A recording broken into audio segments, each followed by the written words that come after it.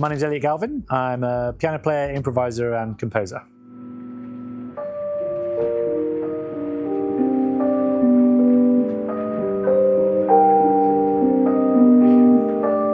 I would describe my musical style as it's evolved a lot, I'd say. I like to be responsive to things that happen to me personally and things that I'm kind of aware of culturally and socially. And so that kind of means that I try and listen to a lot of different music and try and reflect those kind of inspirations in the music I make. I guess maybe broadly speaking, you could say it's like eclectic. It's kind of hard to, maybe I find it hard to pin down. It's essentially, I would describe the music as sounds that I find interesting to investigate, but that changes with life.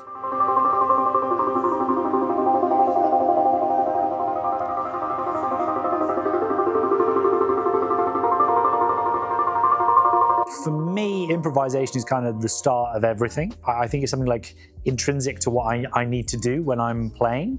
And it's, I guess if I could boil it down, improvisation for me is like communication. So it's the ability to be like present in that moment with an audience and say something new and personal to the people you're in that space with.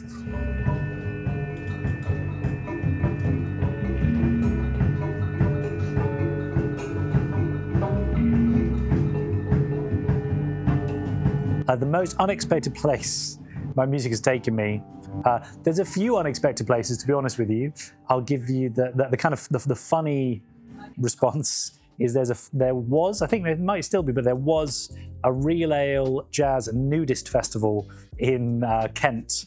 That was quite unexpected because I was playing like improvised music along to like recordings of the moon landing to a room full of naked people drinking real ale. That's probably the most unexpected place, I'm going to say. Yeah.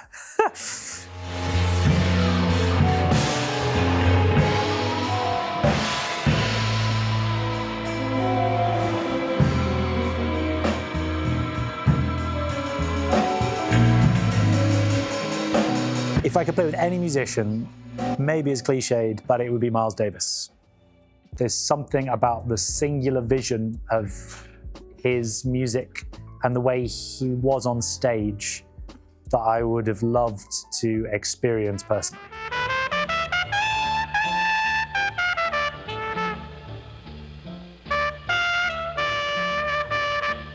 A misconception about jazz, I think, that maybe is kind of disappearing a bit, which is good, is that it's only for people of a certain generation or only for people of a certain like socio-economic kind of clique. Whereas I think jazz and improvised music is kind of for everyone. Like, especially if you think like broadly, like culturally speaking, like it's kind of only really like Western pop and classical music that's narrowed down to not including improvisation as part of what makes that music tick. So like in the spectrum of all humanity, like there's a lot of improvisation. So I think it really is for everyone. If someone had never listened to jazz or improvised music before, the first recording I would sit them down and play them is, I want to say is Bitches Brew by Miles Davis. And I would take them to a gig. I think for me, improvised music really lives like live. So I would take them to a free improv gig at Cafe Otto, and it would either be Evan Parker solo or no, it would be Evan Parker solo saxophone. That's be the first thing I do.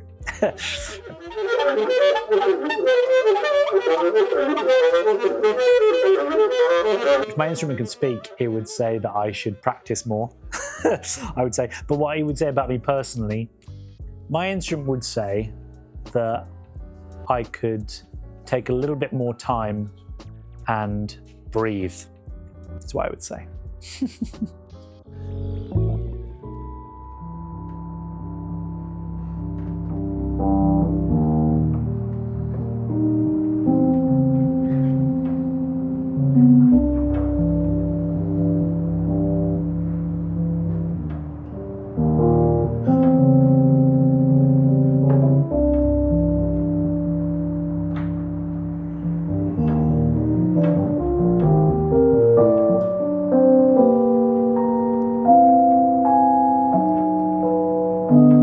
making a piece of music, like for me, it's sort of all about the feeling of it. And by feeling, I mean like the emotion or the atmosphere or the kind of image that it evokes.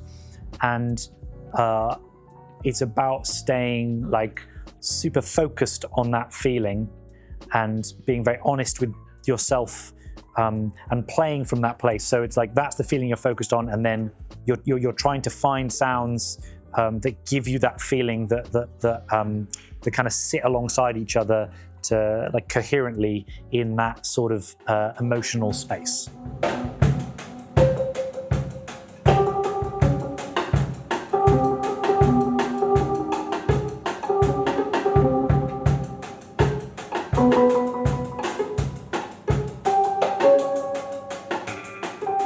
I really like working with other people's music and like in other people's projects, and I quite like doing very different projects and quite different kind of sound worlds.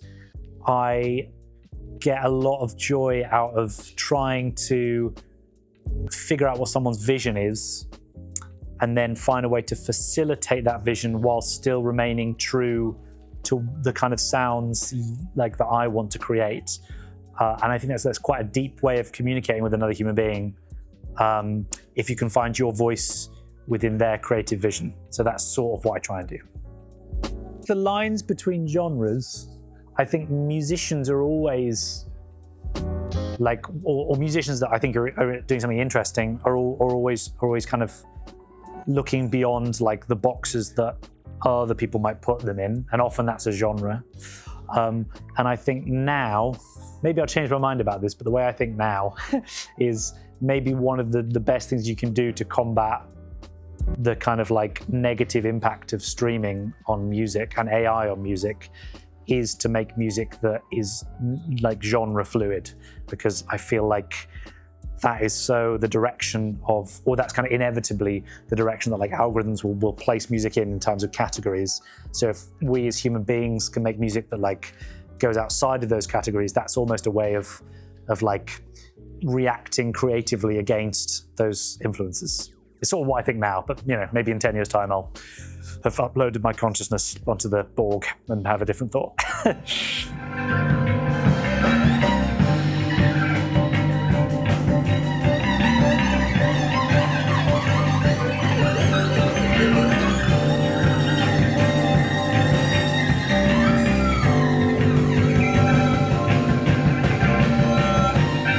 I've always been interested in like a lot of things outside of music.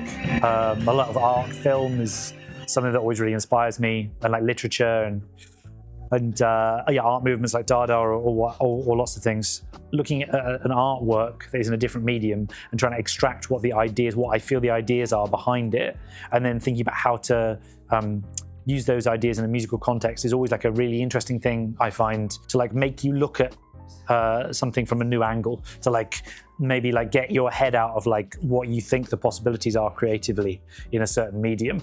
Like thinking like, okay, if I was to structure this this piece like a novel, how would that be different? If I was to like take this like scene from a David Lynch film and see how the characters interact, or how the mood of this scene and the pacing of the scene could be like transplanted into a musical context.